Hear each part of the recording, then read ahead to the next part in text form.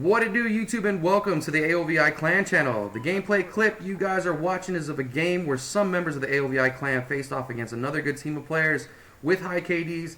And these are the games we want to start putting up more frequently here on our YouTube channel because we feel it shows us being truly tested and then coming out on top. So these dudes here push hard in the beginning, keep an eye on the scoreboard there, and they took a commanding lead, but with a little patience and communication and solid teamwork, the clan members were able to bring it back and get the W. So there's a little spoiler for you.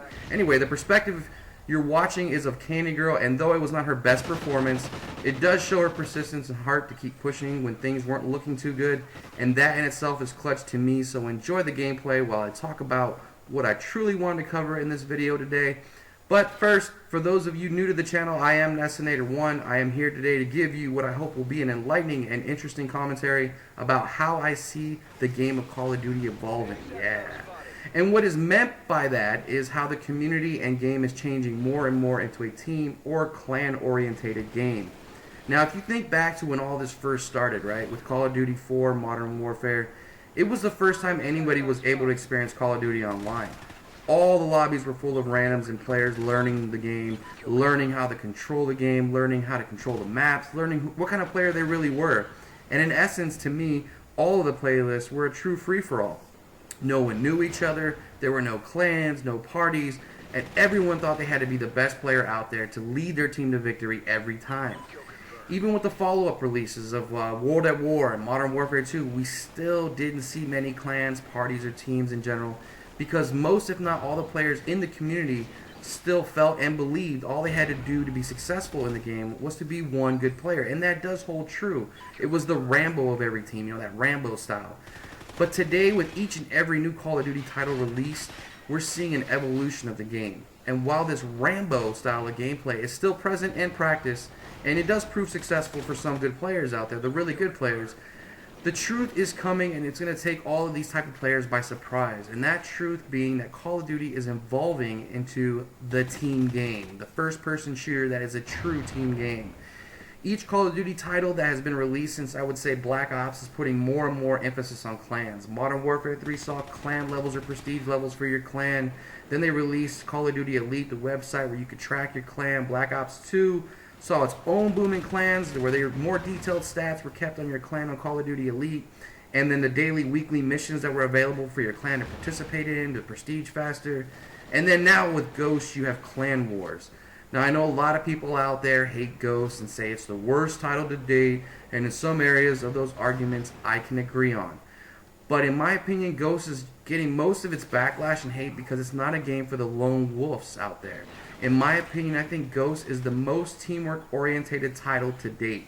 I mean, look at it. The kill streaks don't allow for any one player to weigh too heavily in on the outcome of the game, and that's why a lot of people bitch about the kill streaks. The maps provide plenty of camping areas that if not attacked as a team or, in Unity, you'll get owned. And you see more clans in Ghosts than any other COD title to date. That's just my humble opinion because I played COD for a while now, and I've never, ever faced off with my clan. So many clans rolling together, and, just in every lobby you run into, these 5-6 man squads. I think it's great. With the advent of Clan Wars, more and more players are now motivated to surround themselves with teams. People got smart and started seeing that they would experience more success and really enjoy the game for what it is if they just surrounded themselves with other good players. And, I would say to you guys out there, get on board, people, or get left behind. And then you also add to that the Call of Duty community is doing nothing but growing. People out there, COD killer, COD sales are down, nobody's playing COD, bullshit. More and more players out there are playing this first-person shooter each year, and you know what that means, right? More players equals an increase of good players. So there's going to be naturally more good players online. More good players equals an increase in clans. And those more clans now equal an increase in competition online. So those all little players that like to run by themselves and bitch a lot, they're going to be bitching a lot more.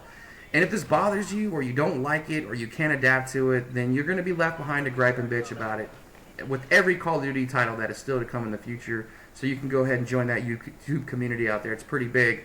And let's not forget the growing and now ever popular world of MLG, though. Call of Duty has become its biggest staple and revenue earner.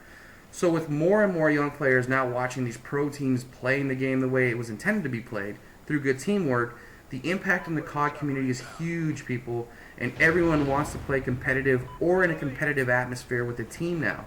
And in time, you're going to see more people dedicating themselves to clans or teams or gaming companies that offer winning through good teamwork. It's just the natural progression of the game.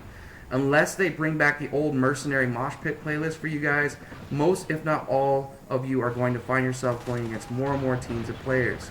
Why do you think there's so many YouTubers now uploading videos of them playing free-for-all, gun game, infected? It's because they hate losing, and when they play on team-oriented playlists, they now have to depend on their teammates to also win the game, and they can't do it all alone. Because, you know, with also the more increased players, you get more scrubs and randoms, and we all know the randoms out there that go like 2 and 18 can really hurt you. So it's all about your teammates. You know, these lone wolves out there, I wonder how many games they back out of because the competition stiffens up a little bit. You know, I asked them a question, do you fish for lobbies much? Why wouldn't you want to have your own team of dependable players to face those other good teams and win the game? Trust me, those wins are much more gratifying and rewarding than pub stomping a lobby full of .5s. That's for me at least. I don't know about you guys. I play Call of Duty every day, people. The game has evolved and so has its players. More clans, more parties, more competitive. I prefer to win against another good team. That's my pleasure. I am a good player. I am a God player. I don't care about Titanfall or Halo or Battlefield. I play Call of Duty. I take the good titles with the bad. I always find a way to adapt to the new titles and become not only a good player for myself, but also a productive player for my team. I hope you guys took something out of this commentary. Hope you guys kind of, you know, feel what I'm trying to say here. If you do, drop something in the description below or in the comment section below and let me know what you think. Thanks for all your subscribes, views, and likes. This is Nestator1, and I'm out.